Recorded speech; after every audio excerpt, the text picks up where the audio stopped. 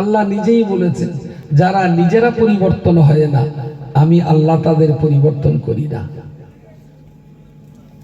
তো আল্লাহ চাইতে কি রাজনৈতিক দলের নেতা লিডারদের দয়া কি আল্লাহ চেয়েও বেশি?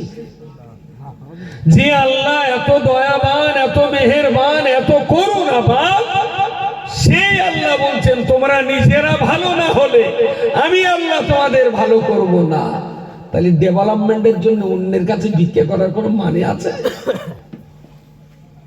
জাতির ভাগ্য এমনি বদলে যাবে যদি আমরা নিজেরা নিজেদের পায়ে কুড়ুল না মেরে নিজেরা যদি নিজেদেরকে একটু সামলে নিতে পারি।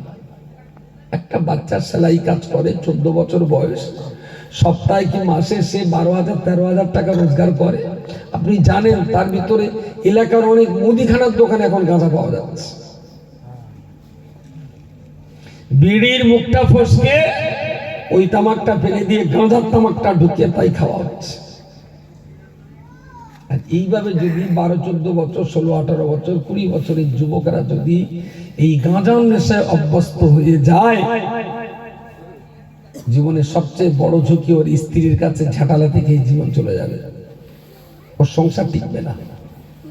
আর একটা টাইমে ও যখন ওর স্ত্রীর মনের খোরাক দিতে পারবে না, ওর স্ত্রীটাও তখন বেবিচারী হবে, তার জন্য ওই সমাজ বিষাক্ত হবে।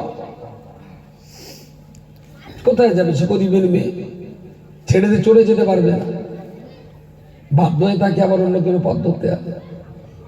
এইভাবে যদি একটা সমাজ শেষ হয়ে যায়, কারোর দোষ দিয়ে লাভ নেই। নিচে থেকে যদি আমরা আমাদের সমাজ গঠনে পৌঁছাতে না পারি, অন্য ধর্মের কেউ এসে আমার সমাজকে গুছিয়ে দিতে পারে না। কোন দল, কোন পার্টি আমার সমাজকে পথ দেখাবে না, দেখাতে পারবে যদি আমরা নিজেদেরকে, আমরা যদি আমাদের পায়ে দাঁড়িয়ে আমাদের সন্তানদেরকে যদি আমরা সুরক্ষা না দিতে পারি, কেউ সুরক্ষা দেবে না। আপনি ভাবুন তো, রাসূলুল্লাহ মক্কা থেকে